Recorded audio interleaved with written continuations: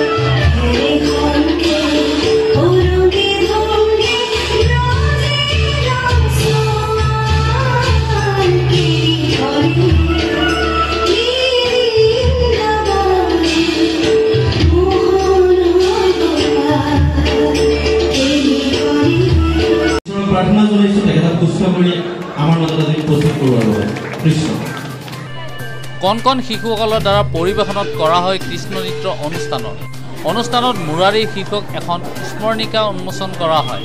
লগতে মহাপুৰুষ শ্ৰীমন্ত শংকৰদেৱৰ কেলি গোপালৰ আধাৰত বিশিষ্ট সত্ৰীয় নৃত্য শিল্পী নীৰেণ কাকতিৰ দ্বাৰা প্ৰচালিত ব্ৰজাৱলী ভাষাত শ্ৰীকৃষ্ণৰ ৰাসলীলা প্ৰদৰ্শন কৰা হয়।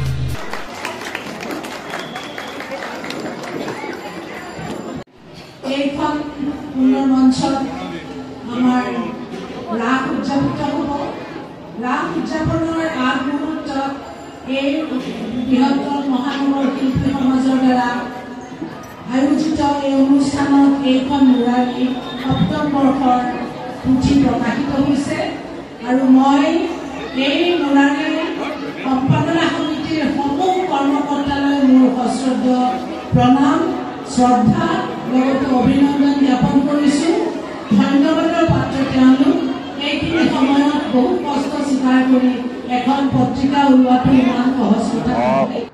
ৰাস মানে আমি 2018 বৰ্ষৰ পৰা এই সমিতিখনে প্ৰতি বছৰে আমি ৰাস আয়োজন কৰি আহিছোঁ, ৰাস লীলা। আৰু আমি মূলতঃ ব্ৰজাৱলী ভাষাৰে এই ৰাসখন কৰোঁ আৰু মহাপুৰুষ শ্ৰীমন্ত শংকৰ গুৰুজনাৰ যি অমৰ নাট কেলি গোপাল, সেই কেলি গোপালৰ আধাৰতে আমি এই ৰাসখন কৰোঁ। আৰু আমি এটা বিশ্বাস কৰোঁ যে যি প্ৰচলিত গোটেই অসম জুৰি মাজুলীকে আদি কৰি যি ৰাস প্ৰচলন হৈ আছে, ৰাসৰ নামত যি ৰাসলীলা কৰা হৈছে, আচলতে সেইখিনিও মহাপুৰুষ শ্ৰীমন্ত শংকৰ গুৰুজনাৰ কেলি গোপালৰ আধাৰতেই ৰাসখন কৰাটো উচিত। কাৰণ নৃত্য গীতেৰে বিশেষকৈ সংগীতৰ দেশত কেলি গোপালখন বহুত উচ্চ মাৰ্গৰ।